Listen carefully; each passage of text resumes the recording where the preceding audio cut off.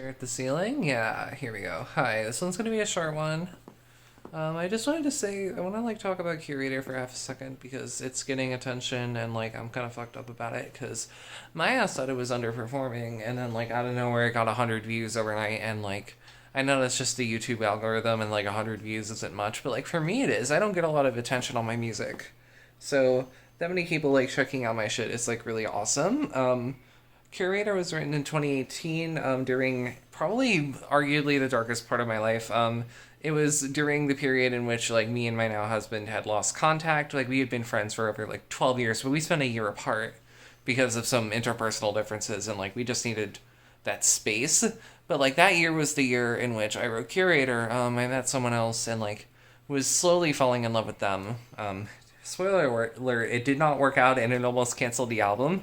But we were still meeting and falling in love and spending a lot of time together, and I had a renewed sense of how a perspective, I guess, and it really bled into the sound of it. I've tried to remake Curator a dozen times over the years. I've put little pieces of it in a bunch of other projects, but I've tried to sit down write a proper Curator remake a couple times and it just doesn't work.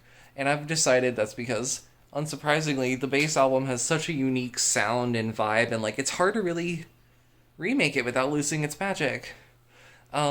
Curator Plus is mostly new material written about Curator, actually, a decent bit of it, namely Bogwitch and Curator itself. Most of those tracks was already was written from scratch, actually.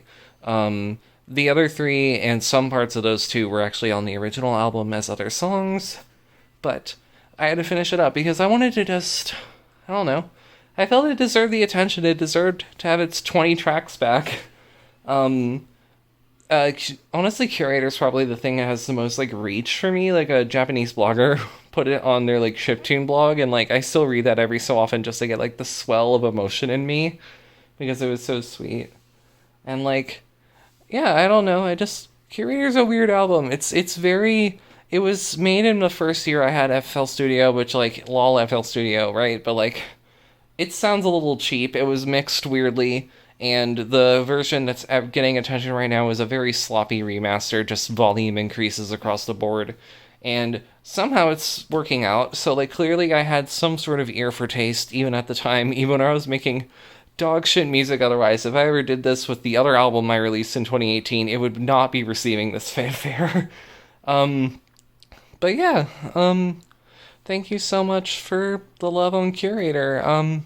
My next new release that's coming out in November should actually be somewhat in the same vein. It was written in 2019 and finished now, and it's never been released. So, yippee, that'll be out in November. Thank you again all for supporting me and watching and shit. I'll be back with a video to talk about some random shit very soon.